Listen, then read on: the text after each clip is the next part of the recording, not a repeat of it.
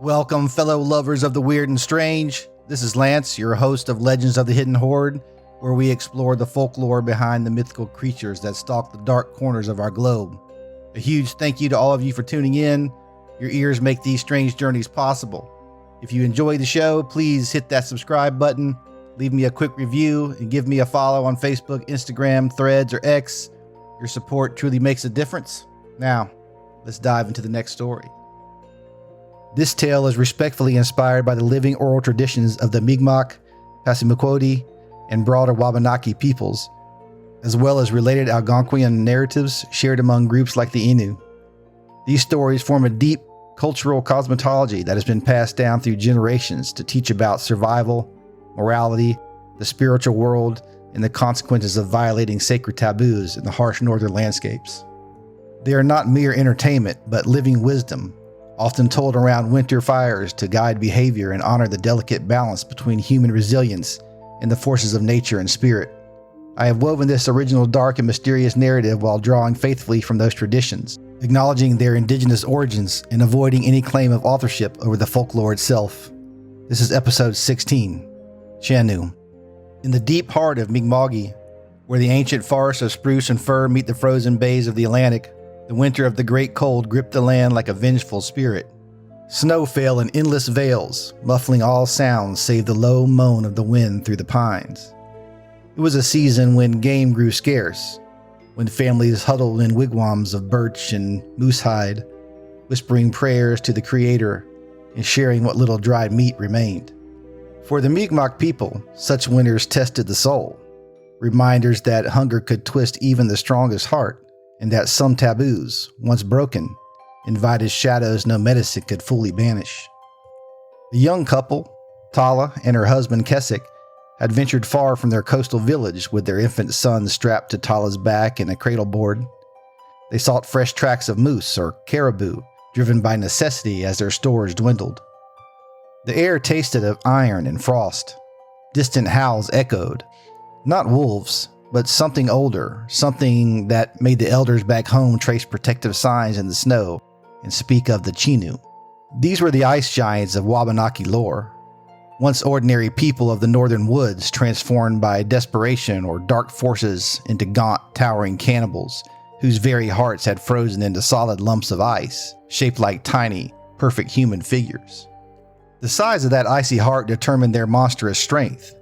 It granted them the power to uproot trees as if they were reeds, to shatter boulders with a roar, and to hunt humans with relentless hunger. Some say a Chenoo began as a person who, starving in the wilderness, resorted to the ultimate taboo, eating human flesh, sometimes even that of kin. Others spoke of evil spirits possessing the body after grave crimes or curses laid by jealous shamans that chilled the soul without fault of the victim. In rare edge cases, whispered among storytellers, a Chenoo might arise not from personal sin but from injustice, a rejected suitor's vengeful spell, or a good-hearted elder driven mad by isolation and famine through no choice of their own.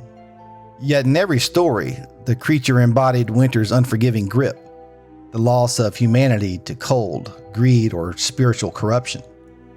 As dusk bled across the snow like spilled blood, Tala and Kesik stumbled upon massive footprints, deeper than any man's, with toes splayed like claws, leading towards a stand of shattered pines.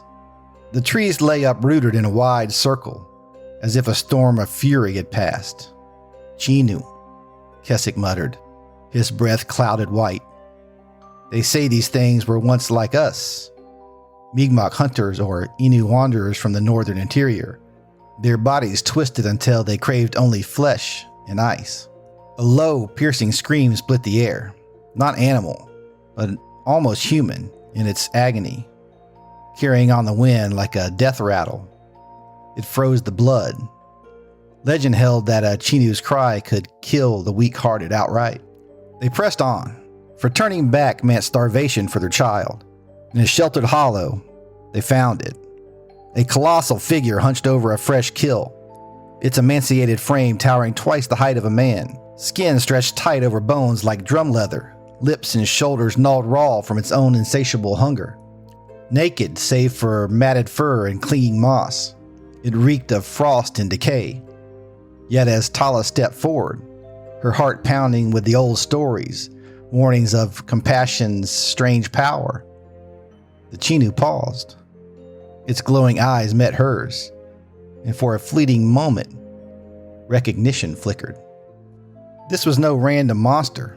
In the flickering twilight, Tala saw traces of her long-lost uncle, a respected hunter who had vanished 2 winters prior after a shaman's curse following a refused marriage alliance. A different telling of the folklore where transformation struck the innocent, freezing the heart through external malice rather than self-inflicted taboo. The creature's bundle on its back held not just bones, but a familiar carved amulet. Tala spoke softly, as the old tales instructed in rare redemption stories. "My uncle, my dear, father in the old ways." She offered a strip of dried meat from their meager pouch, not as prey but as kin. The Chenoo, once called Muin, hesitated, its massive form trembling. In Mi'kmaq and Passamaquoddy legends, such kindness could sometimes thaw the ice. The creature might vomit forth its frozen heart through medicine or warmth, reclaiming a shred of humanity before death claimed it. But other stories warned of peril. Some hearts held multiple icy figures swallowed from conquered foes, granting greater evil, and not all could be saved. Keswick prepared his spear, knowing battles between Chenoos could rend the earth itself. A second scream answered from the north, a female Chenoo, fiercer in the stories. Drawn by the scent of conflict, she burst from the trees, larger and more savage, her roar shaking snow from the branches. 2 giants clashed in a cataclysm of fury, trees splintering like kindling. The ground quaked and their icy hearts pulsed visible beneath their stretched skin. Tala and Keswick hid their son in a snow cave, ears plugged against the deadly cries. In the chaos, Tala approached the uncle Chenoo with a pouch of scalding herbal brew, traditional knowledge passed in whispers for such encounters. "Drink, father," she urged, invoking the power of familial bonds that some tales claim could melt even the strongest ice. The creature, weakened and wavering between rage and faint memory, gulped it down. It convulsed, vomiting a small, glistening ice figure, perfect in limbs, yet cracked at the edges from the cursed injustice. For a heartbeat, Muin's face softened, eyes human once more. "The cold. It takes us all if we walk alone," he rasped in a voice like crackling frost. Then the second Chenoo lunged. The battle ended in fire and hewn flesh. The victor's heart burned to ash to prevent rebirth. Muin fell, his form shrinking as the remaining ice within him melted, but the warmth came too late.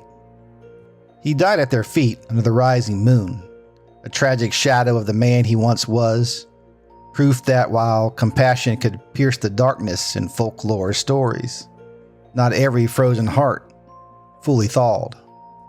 The family returned to the village, changed, carrying warnings of the Chenoo's lingering presence in the wilds. Beings that roamed not just from personal failing, but from the world's cruelties. Their howls a reminder that humanity's borders are thin indeed.